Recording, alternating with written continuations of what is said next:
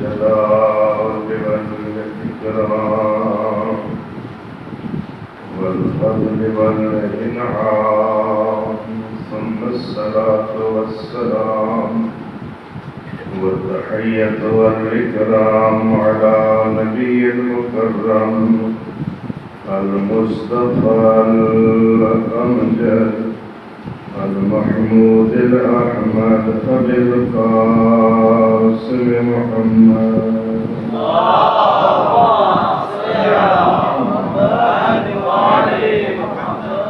وأهل الطيبين الطاهرين المعصومين المنتجبين المنتخبين المظلومين الذين أذهب الله عنهم الرجس وطهرهم تطهيرا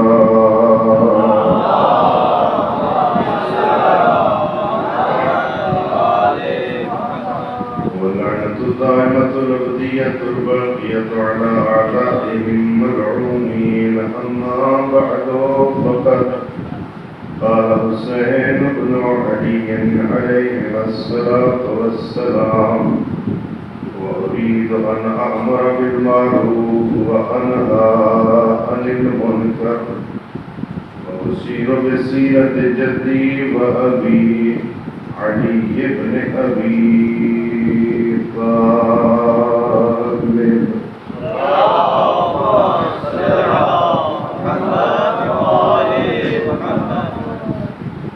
سامعین محترم اور باب عزت و سرداران نے مظلوم کربلا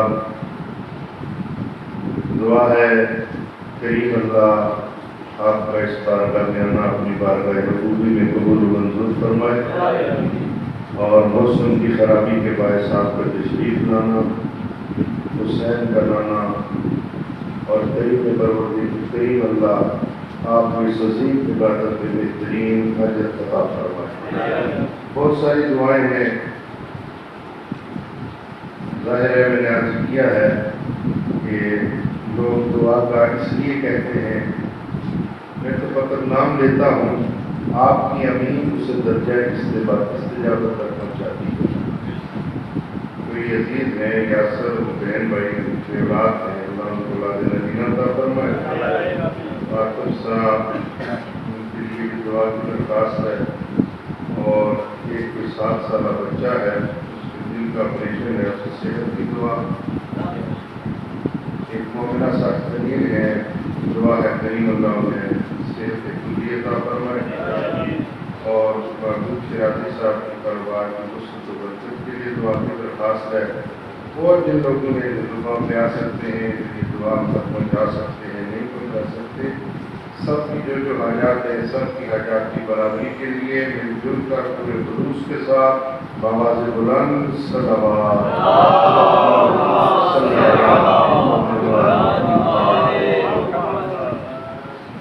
سامعین محترم ارباب اعزاز و سرداران مظلوم کربلا، موضوع جنواسہ رسول کی زبان اقدس سے لے کے کلمات مقدسہ ان کی تلاوت مسلسل کر رہا ہوں۔ ظاہر ہے ہمارے بزرگ کو جانتے ہیں، میں اپنی قوم کے بچوں سے یہی کہتا ہوں کہ جب کوئی تحریک ہوتی ہے، جب کوئی اقدام ہوتا ہے، تو اس اقدام کا ایک ہدف ہوتا ہے، اس کا ایک منشور ہوتا ہے۔ نواسہ رسول جب کربلا سے چلنے لگے تو محمد حنفیہ جو ان کے بھائی تھے، ان کو میرے مولا نے وصیت فرمائی، اللہ کی وصیت ہے، اس وصیت کے 2 جملے میں ہر روز تلاوت کرتا ہوں، جس میں مولا یہ فرماتے ہیں اُرِیدُ أَنْ أَأْمُرَ بِالْمَعْرُوفِ، حسین نیکی کا حکم دینا چاہتا ہے، حسین برائی سے روکنا چاہتا ہے۔ اور میرے محترم سامعین، یہ امر بالمعروف، یہ نہی عن المنکر اسی طریقے سے واجب ہے جس طریقے سے نماز واجب ہے۔ اصول دین کتنے ہیں جی؟ 5: توحید، عدل، نبوت، امامت، قیامت۔ فروع دین کتنے ہیں جو بعد میں کہتے ہیں؟ نماز، روزہ، حج، آگے امر بالمعروف، نیکی کا حکم دینا اور برائی سے روکنا، یہ واجب ہے۔ جیسے نماز واجب، ایسے یہ بھی واجب ہے۔ اچھا اس کے پھر مرحلے ہیں، ایسے نہیں ہے کہ ہر بندہ اٹھے اور وہ کہے جی کہ میں امر بالمعروف کرنے چلا ہوں۔ جیسے کسی نے اسلام آباد میں امر بالمعروف کے لیے بچیوں کو نکالا اور کہا کہ یہاں غیر اسلامی کام ہوتے ہیں اور ہم اسلام نافذ کرنے کے لیے چلے، ایسا نہیں ہے۔ امر بالمعروف کے مختلف سٹیجز ہیں، درجات ہیں۔ انسان امر کو جانتا ہو، نیکی کو جانتا ہو، برائی کو جانتا ہو، پھر یہ ہے کہ خود اس پہ عمل پیدا ہے یا نہیں۔ توجہ چاہوں گا، خود اگر اس برائی کو انجام دینے والا ہے تو پھر قرآن تو یہ پڑھ کے کہہ رہا ہے رب طالب قرآن اور قرآن یلعنہ، کتنے ایسے قاری قرآن ہیں، قرآن پڑھتے ہیں، قرآن لعنت بھیج رہا ہوتا ہے، اور جو حکم دے عمل نہ کرے اس پہ بھی اللہ نے بیزاری کا اعلان کیا ہے۔ تو میرے محترم سامعین، انسان امر بالمعروف کے لیے یہ ہے کہ وہ پہلے امر کو جانتا ہو، اچھائی کو بھی جانتا ہو، برائی کو بھی جانتا ہو، اچھائی کو چھوڑے نہیں اور برائی کے قریب نہ جائے۔ توجہ چاہوں گا، دل سے ان کے لیے نفرت رکھتا ہو، اچھائی کو پسند کرتا ہو، برائی سے نفرت کرتا ہو۔ توجہ ہے نہیں۔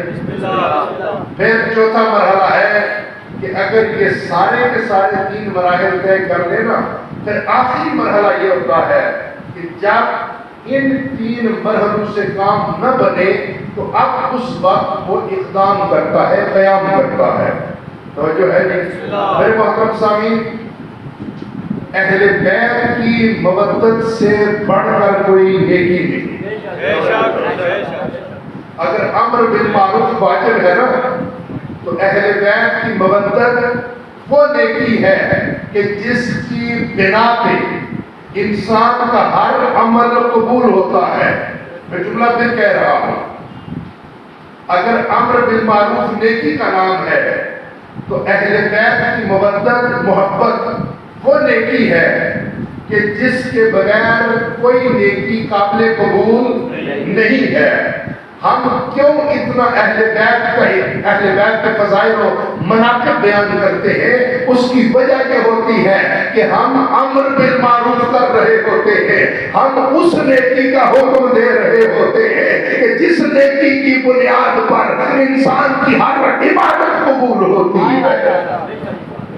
اور یہی وجہ ہے کہ معصوم کا فرمان ہے حب علی حسنۃ، علی کی محبت ایسی نیکی ہے کہ اس سے بڑھ کر کوئی نیکی نہیں، اور علی کا بغض وہ برائی ہے کہ اس سے بڑھ کر کوئی بری چیز نہیں ہے۔ میرے محترم سامعین، امر بالمعروف، اور یہ وجہ ہے کہ امام حسین مختلف جگہ پہ اگر آپ خطبات اٹھائیں کتابوں میں چھپے ہوئے ہیں، بہت ساری کتابیں اردو میں ترجمے بھی ہو چکے ہیں، وہ امام کے خطبات جو مدینہ سے چلے مکہ پہنچے، مکہ میں ٹھہرے، وہاں امام کے خطبات ہیں، مختلف قبائل جب ملنے آتے اس وقت امام کے خطبات ہیں، پھر مکہ سے لے کر کربلا تک، کربلا سے 9 محرم کی یعنی شب عاشور تک امام کے متعدد اور مختلف خطبات ہیں۔ توجہ ہے نہیں؟ اب ان تمام تر خطبات میں امام نے ہر جگہ اللہ کے دین کی بات کی، قرآن کی بات کی، اہل بیت کی بات کی، اور پھر وہ جو منکر تھا نا یزید، اس کے بارے میں بھی فرمایا، اور حتیٰ یہ بھی مولانا نے فرما دیا کہ اگر مملکت اسلامیہ کا سربراہ یزید ہو، توجہ، امام نے باقاعدہ نام لیا ہے کہ جب یزید جیسا حکمران منصب پہ آ جائے تو پھر اسلام اس قابل ہوتا ہے کہ اسلام پہ انسان کو فاتحہ پڑھنے چاہیے۔ توجہ ہے؟ بس امام نے ہر مرحلے پہ امر بالمعروف کیا، نیکی کا حکم دیا، برائی کا پتہ بھی بتایا اور برائی کو روکا بھی، اور کس انداز میں روکا؟ توجہ چاہوں گا عزیزوں، ابھی امام مدینے سے چلے، امام نے اس منکر کا بتایا جو اس زمانے کا سب سے بڑا منکر تھا، یزید اور یزید کے پیروکار۔ امام مکہ میں آئے، مکہ والوں کو بھی وہ جو سارے لوگ تھے نا وہاں، ان کو بتایا منکرات کون سے ہے۔ امام کربلا میں آئے، عملی اقدام کیا۔ جب کوئی اقدام ہوتا ہے، اقدام کے بعد نتیجہ ہوتا ہے۔ توجہ چاہوں گا، اقدام کے بعد نتیجہ ہوتا ہے۔ پھر لوگ دیکھتے ہیں یہ تحریک چلی تھی، کامیاب ہوئی یا نہیں۔ توجہ چاہوں گا، امام چاہتے یہ تھے منکر کو شکست دے۔ آیا اس تحریک میں حسین کی کامیابی ہوئی یا نہیں؟ دنیا اور مورخ نے لکھا 10 محرم کو جنگ ہوئی، حسین کے ساتھ محمود افراد، ادھر بڑا لشکر، توجہ ہے جی، ادھر پانی کی فراہمی، ادھر پانی کی بندش، ادھر افرادی قوت زیادہ،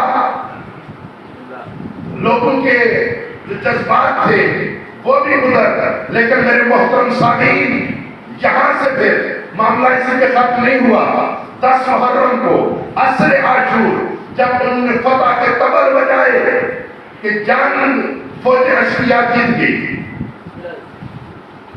یہاں لاشیں پڑے ہوئے، دفن بھی نہیں ہوئے، جو خواتین تھی انہیں قید کر لیا گیا۔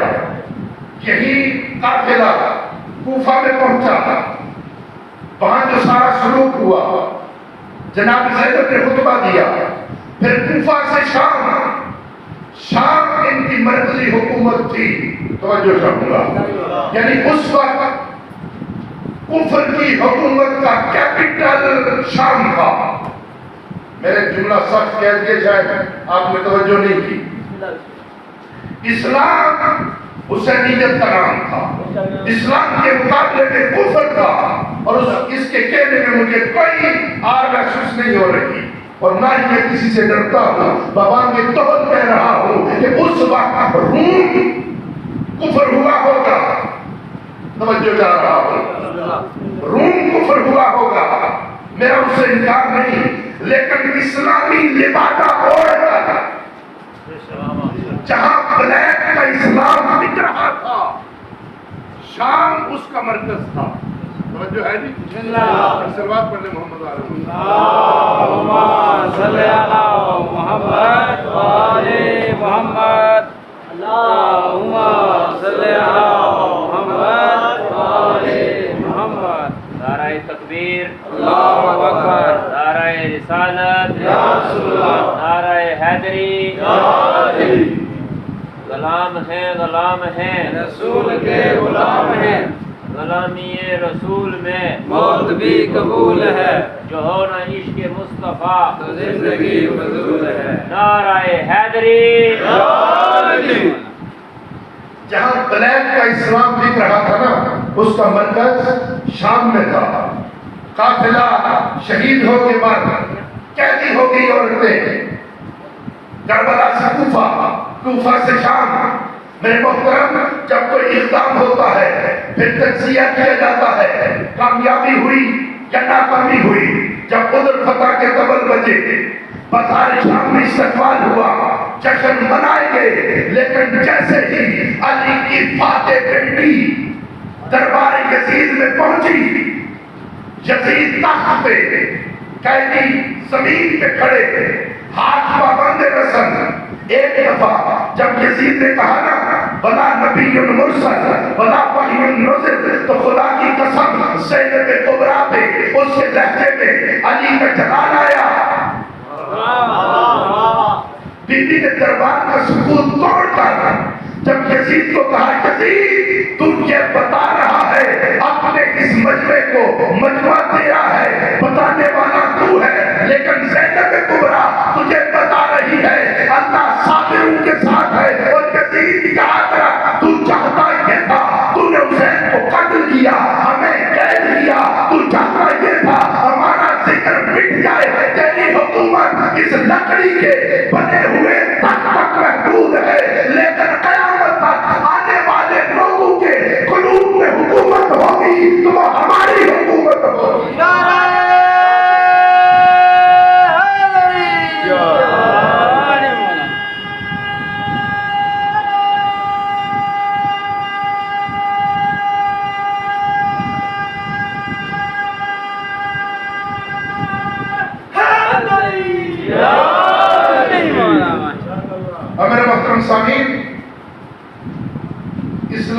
ساتھ مسئلہ کیا ہوا؟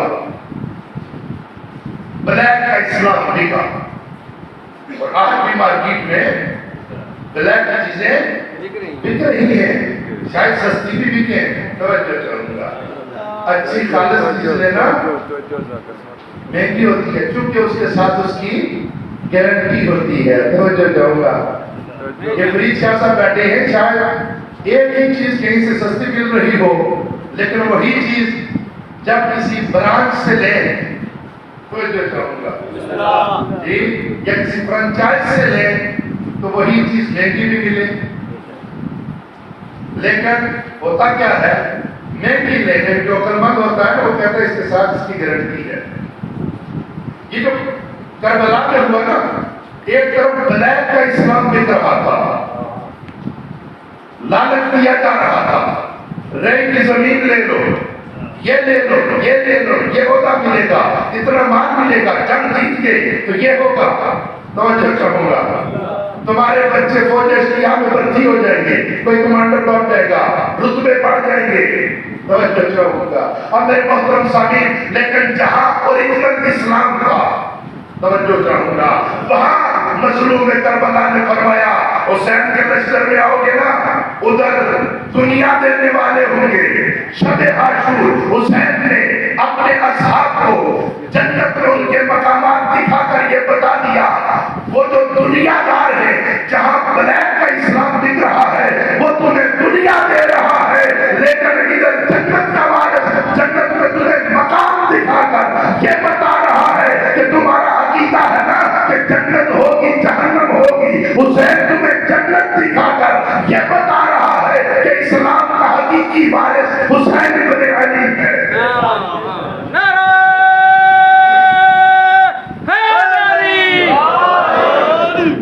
اور محترم سامعین، میں کبھی سوچتا ہوں کہ نواسہ رسول آپ نے جنت لوگوں کو دکھائی اپنے اصحاب کو شب عاشور، اور یہ انتہائی اتھینٹک روایت ہے۔ مظلوم کربلا نے شب عاشور جب کہا نا چراغوں کو گل کر دو، توجہ چاہوں گا، اکبر بیٹا چراغ بجھا دو، چراغ بجھ، کہاں جو جانا چاہتے ہیں چلے گئے، کوئی نہیں گیا۔ ہم وہ ہیں جو کشتیاں جلانے والے نہیں ہیں، جو چراغ بجھانے والے ہیں۔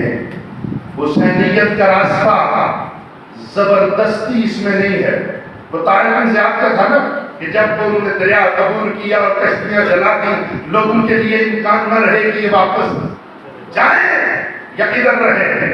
اور میرے محترم سامعین، کشتیاں چلی، لوگ رک گئے، جنگ کے لڑے، ڈٹ کے لڑے، لیکن حسینیت اس کا نام نہیں ہے۔ میرے مولا نے اکبر سے کہا بیٹا چراغ بجھا دو، جو جانا چاہتا ہے نا وہ جائے، لیکن جو ہمارے ساتھ آئے گا ہم مجبور نہیں کرتے کسی کو۔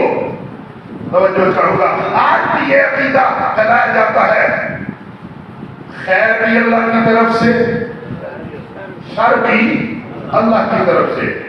ذمہ داران بھی ہوں، آپ بھی پڑھے لکھے لوگ، اس کی فرمائے سب سے زیادہ اس عقیدے کی ترویج بنی امیہ کے دور اقتدار میں ہوئی۔ توجہ چاہوں گا، بنی امیہ کے دور میں یہ عقیدہ پھیلا، کیوں؟ اس لیے انہیں پتا تھا جو ہمارے کام ہے نا،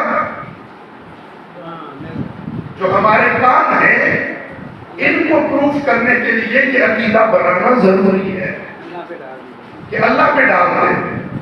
توجہ ہے کہ کام خود کریں اور اس کا ذمہ دار اللہ کو ٹھہرا دے۔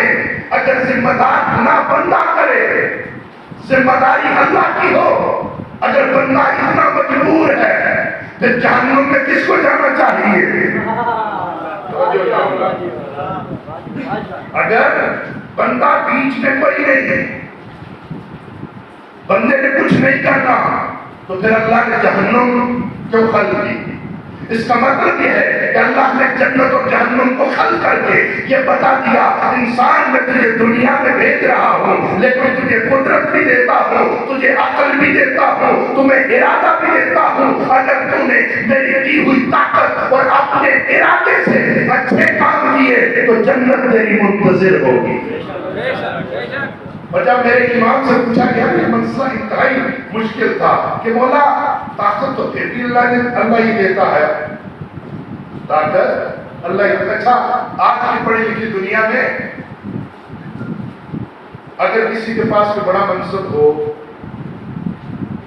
بہت میں آسان انداز میں عرض کر رہا ہوں, اگر کسی کے پاس بڑا منصب ہو, منصب دینے کا مطلب کیا ہوتا ہے؟ یعنی اسے بے لگام چھوڑ دیا. اللہ یعنی وہ آیا اس اختیار کو اگر مس یوز کرے تو اس کا احتساب ہوگا یا نہیں ہوگا؟ جی اچھا کوئی کہے جی کہ اسے تو طاقت فلاں ادارے نے خود دی تھی, کیا جواب دیں گے؟ بھائی طاقت اور قوت اور اختیار دینے کا یہ مطلب نہیں ہوتا کہ بندہ اسے مس یوز کرے. توجہ کروں گا, یہ جو جبری بدبخت ہے نا, انہیں اتنا بھی فہم نہیں ہے آج کے ترقی یافتہ دور میں یہ بات کرنا اس پہ ہنسی ہے کہ کوئی جو یہ نہ سمجھ سکے. بھائی اللہ نے اختیار دیا ہے لیکن اختیار دے کر اس کا مس یوز کرنا, جو مس یوز کرے گا وہی جہنم میں جائے گا. لیکن اگر اختیار کو اچھے انداز میں استعمال کیا, جیسے کوئی آفیسر ہو, ادارہ اس کو اختیار دیتا ہے, اچھی کارکردگی پہ انعام دیتا ہے. تو جو ہے جی اللہ نے بھی انسان کو اختیار دیا, عقل دی, اور پھر انسان اچھی کارکردگی کرے گا تو اللہ انعام دے گا, اور اگر اس نے اس کو مس یوز کیا تو اس کے لیے سزا اور جزا ہے. سروات پڑھ دیں محمد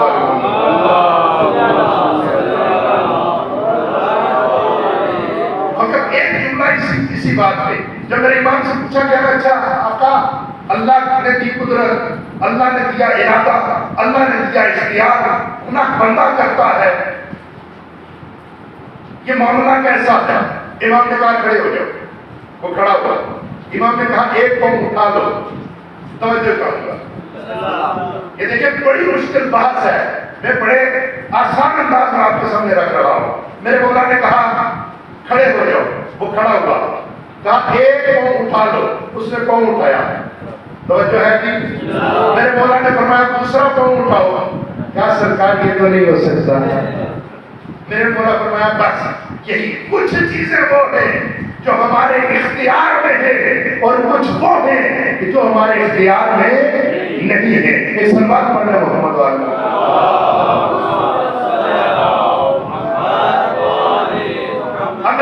سامنے میں موضوع کی طرف پلٹ آیا کہ شب عاشور نواسہ رسول. میں کبھی سوچتا ہوں نواسہ رسول عاشور کی شب ہو, بجھے ہوئے چراغ ہوں, آپ کے ساتھ نہ جائیں.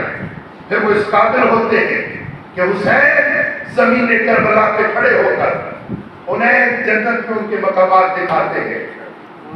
میرے محترم سامعین بہت سارے اس کے جوابات ہو سکتے ہیں, باتیں ہو سکتی ہیں, سوچا جا سکتا ہے, لیکن میرے ذہن میں جو بات آئی نا وہ یہ ہے کہ نواسہ رسول جوانان جنت کا سردار, توجہ چاہوں گا, جو جوانان جنت کا سردار ہے اور خود سے نہیں, نانا نے کہا تھا الحسن والحسین سیدہ شباب اہل جنہ, کہ حسن اور حسین جنت کے جوانوں کے سردار ہیں. تو نواسہ رسول نے کربلا میں کھڑے ہو کر اپنے اصحاب کو جنت میں ان کے مقامات دکھا کر یہ فرما دیا تھا کہ میرے نانے نے سچ کہا تھا, اور میرے صحابیوں دیکھ لو تم نے غلط راستہ نہیں صحیح راستے کا اقدام کیا ہے. جو حسین کے ساتھ آئے گا حسین جنت دکھا کے یہ بتا دے گا کہ جنت کے وارث کا نام حسین ابن علی ہے. لبیک یا حسین, لبیک یا حسین, لبیک یا حسین, لبیک یا حسین, لبیک یا حسین, لبیک یا حسین. نعرہ حیدری. وَأُرِيدُ أَنْ أَأْمُرَ بِالْمَعْرُوفِ. حسین نیکی کا حکم ایسے دیتا ہے اور پھر حسین نیکی کو بھی بتاتا ہے، برائی کو بھی بتاتا ہے۔ اور آج دنیا اگر دیکھے، اور یہی وجہ تھی کہ امام کے اقدام، جو امام نے واقعہ کربلا میں جو امام کا اقدام تھا، اور جناب زینب کا جملہ میں نے آپ کے سامنے رکھا۔ پھر دوسرا اس کا تاریخی شاہد کہ واقعہ کربلا میں امام کی اس اقدام میں، امام کی اس نہضت میں، امام کی اس تحریک میں فتح کس کی ہوئی، شکست کس کی ہوئی؟ میرے محترم سامعین،